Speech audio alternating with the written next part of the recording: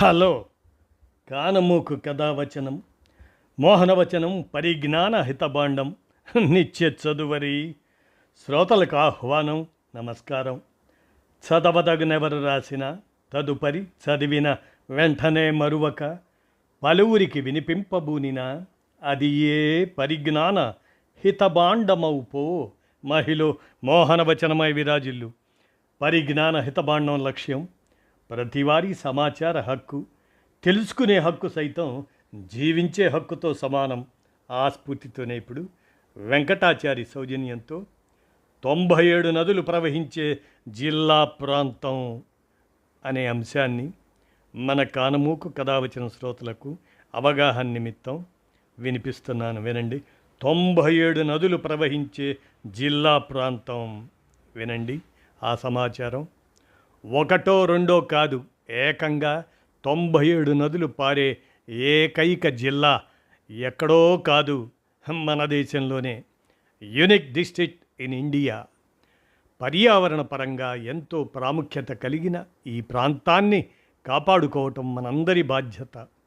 ఒకే జిల్లాలో 97 నదులు పారే ఈ ప్రకృతి వింతను ప్రతి ఒక్కరూ జీవితంలో ఒక్కసారైనా సందర్శించి తీరాల్సిందే. ఆ వివరాలు ఏంటో ఇప్పుడు వింటారా? భారతదేశంలో నదులకు కొదవలేదు.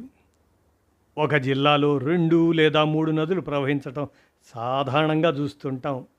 అయితే మన దేశంలో ఏకంగా 97 నదులు జీవం పోసుకుంటూ ప్రవహించే ఒకే ఒక్క విచిత్రమైన జిల్లా ఉందనే విషయం తెలుసా?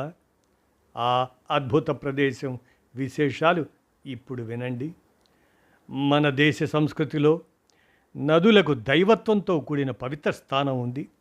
నదీ తీరాల్లోనే గొప్ప నాగరికతలు వికసించాయి. నేడు కేరళలో అయితే వరదలు పొంగుతున్నాయనుకోండి.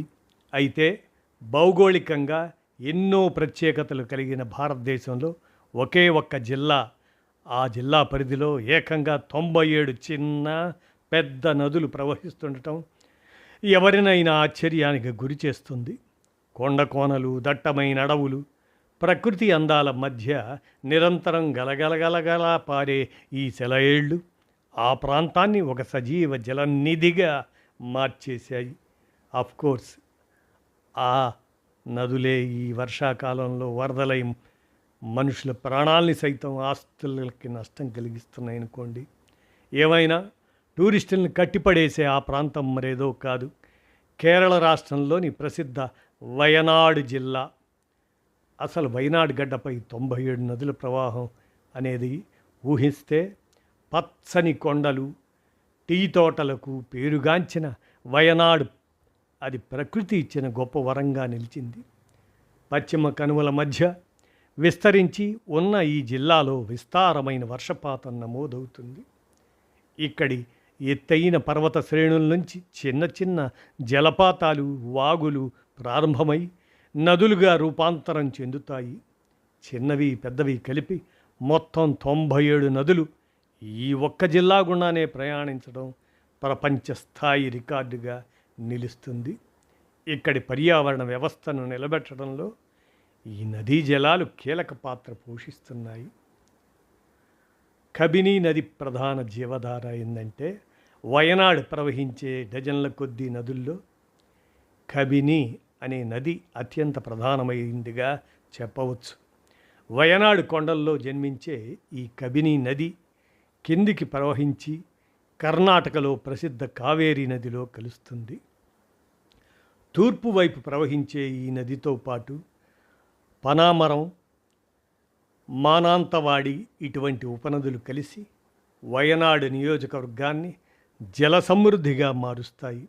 వర్షాకాలంలో ప్రస్తుతం అదేననుకోండి, ఈ నదులన్నీ ఉగ్రరూపం దాల్చి కనువిందు చేసే జలపాతాలుగా మారి పర్యాటకులకు అపూర్వ అనుభూతిని అందిస్తాయి. ఇక పర్యావరణ సమతుల్యతకు మూలస్తంభంగా ఒకే ప్రాంతంలో ఇన్ని నదులు ప్రవహించడం వల్ల వయనాడు భూగర్భ జల మట్టం ఎప్పుడూ సమృద్ధిగా ఉంటుంది. పక్షులు, వన్యప్రాణులు, విభిన్న రకాల వృక్ష సంపద వాటి మనుగడ సాగించడానికి ఈ నదీ వ్యవస్థే ఆధారంగా నిలుస్తుంది. వ్యవసాయం, తాగునీరు మాత్రమే కాకుండా పర్యాటక రంగానికి ఈ నదులు పెద్ద ఎత్తున ఊతను ఇస్తున్నాయి. ప్రకృతి ప్రేమికులు, సాహసికులు ఈ నదుల సౌందర్యాన్ని తిలకించడానికి దేశ విదేశాల నుంచి తరలి వస్తుంటారు.